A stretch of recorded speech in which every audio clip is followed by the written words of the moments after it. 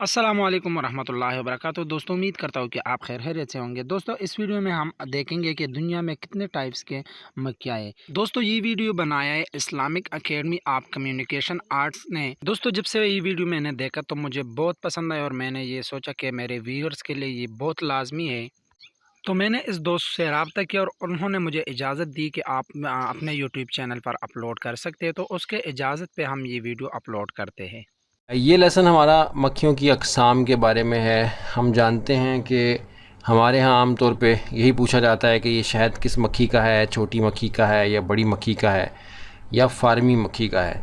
तो हम अब तक इसी बहस में पड़े हुए हैं। हमने कोशिश नहीं की कि अपने इल्म में इजाफ़ा करें या जो मुस्तनद लोग हैं जो उस शोबे के माहिर होते हैं, यानी किसी भी शोबे के माहिर लोगों से, उस शोबे के मुस्तनद लोगों से मालूमात हासिल की जाए तो सही रुख आपकी मालूमात को, आपके अमल को मिलता है।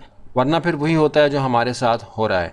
यानी पूरी दुनिया में शहद पर, शहद की मक्खियों पर, शहद की अक़साम पर बहुत रिसर्च हो रही है और हमारे यहाँ आम तौर पर लोग अभी तक इन छोटे छोटे सवालों के जवाब ही तलाश कर रहे हैं, उससे आगे नहीं बढ़ रहे।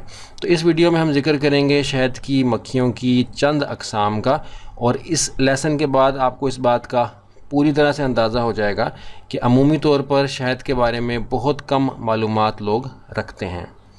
यहाँ आप देख सकते हैं कि आपको एक लिस्ट नज़र आ रही है जिसमें 9 मुख्तलिफ़ अक़साम मक्खियों की दिखाई गई हैं।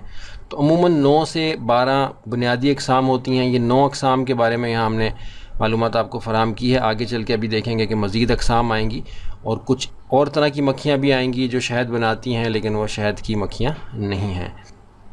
यहाँ आप देख सकते हैं सबसे ऊपर आपको एपिस लेबरोसा नज़र आ रही है।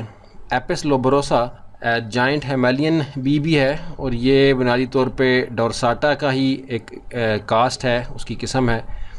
या कहीं डोरसाटा आपको लेबरोसा की किस्म बताई जाएगी, लेकिन डोरसाटा को भी बाज़ दफ़ा हिमालयन जाइंट भी कहा जाता है। लेकिन एक्चुअल जो बड़ी बी है, जो सबसे बड़ी मक्खी शहद की जानी जाती है, वो एपिस लेबरोसा है और इत्तफ़ाक से ये पाकिस्तान में नहीं पाई जाती। इसलिए आइंदा अगर कोई आपसे सवाल करे कि शहद की बड़ी मक्खी या छोटी मक्खी, तो उसका जवाब यह है कि हमारे यहाँ बड़ी मक्खी मौजूद ही नहीं है। एपिस लेबरोसा जो सबसे बड़ी मक्खी है वो वियतनाम के इलाके में हिमालयन बेल्ट के ऊपर पाई जाती है और उसके छत्ते इतने बड़े होते हैं कि वो पहाड़ों के किनारों पर, यानी चट्टानों के किनारों पर जो है वो छत्ते लगाती है। और कुरान करीम में जहाँ शहद की मक्खी का जिक्र है और उसकी कुछ सिफ़ात बयान हुई हैं, तो कुछ माहिरीन जो हैं उन सिफ़ात से शहद की मुख्तलिफ़ मक्खियों की अक़साम को भी आइडेंटिफ़ाई करते हैं कि कौन सी किस्म क्या काम करती है। जैसे लेबरोसा के छत्ते इतने बड़े होते हैं कि वो पहाड़ों की चट्टानों के किनारों पर लगते हैं और लोग बाकायदा रस्सियों से लटक कर उन छत्तों को उतारते हैं। दूसरी किस्म एपिस डोरसाटा की आप यहाँ देख सकते हैं। मक्खियों की अक़साम को हमने ब्लर कर दिया है क्योंकि जानदार की तस्वीर है, लेकिन आप अंदाज़ा कर पा रहे हैं कि इसका साइज़ क्या होगा। एपिस डोरसाटा पाकिस्तान में पाई जाने वाली सबसे बड़ी मक्खी है। आमतौर पर लोग इसको डोमना भी कहते हैं। इसके बाद एपिस मेलिफेरिया है। ये बड़े पैमाने पर पाई जाती है। पूरी दुनिया में सबसे ज़्यादा पाई जाने वाली एपिस मेलिफेरिया मक्खी है और इसकी बहुत सी मुख्तलिफ़ अक़साम हैं। और एपिस मेलिफेरिया ही वो मक्खी है जिसको कि बी कीपर्स, यानी शहद का काम करने वाले मक्सबान जो हैं, यानी बी कीपर्स जो हैं, वो अपने पास रखते हैं। ये माइग्रेट भी कर जाती है, इसको पकड़ा भी जा सकता है, इसको आप पाल सकते हैं, इससे बड़े पैमाने पे शहद हासिल कर सकते हैं। चौथे नंबर पे आप देख सकते हैं कि एपिस कोशेवनिकोव है। ये पाकिस्तान में नहीं पाई जाती।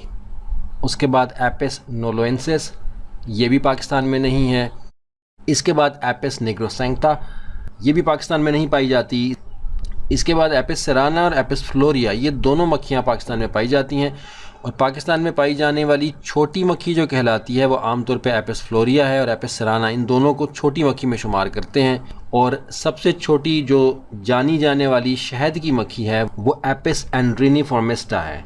ये भी पाकिस्तान में नहीं पाई जाती। तो हमारे यहाँ जो छोटी मक्खी और बड़ी मक्खी का जो मसला आमतौर पर सुनने में आता है, तो उसका असल जवाब ये है कि ना तो छोटी मक्खी पाकिस्तान में है और ना ही बड़ी मक्खी पाकिस्तान में है। मक्खियों का मौजू बहुत अहम है।